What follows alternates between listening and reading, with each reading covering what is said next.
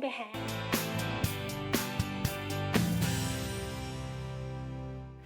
大语文千万字，大家要跟大家做伙来拜一日。有一句话讲，过时未腊日，也就是讲腊日已经过时啊，才提出来卖，代表已经无下时。今仔日要甲大家小解，这一日咱做伙来看到，这个就是腊，读腊啊腊，第8条。读腊这是读白音，腊就是记录年月日节气的册，咱讲是腊日。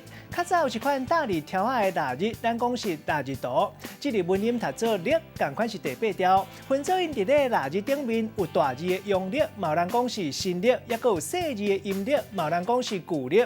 旧历一般嘛有人讲是咱人，又是讲咱人的腊日，像讲旧历9月初1，徛算讲咱人9月初1。另外，佫有做田人用的腊日，有人讲是农民历，嘛有人讲是春牛图。带大家做伙来小解这两个词。头一个读做腊日，这是一款印刷品，记录年月日拜鬼和节气，一年一本，一天一夜。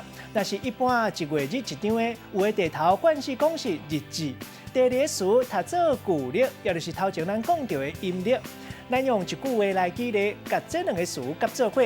譬如讲，一个看腊日，发现月底新历10月23，就是旧历9月初9，徛算是咱人的9月重阳。各地拢会举办庆祝的活动。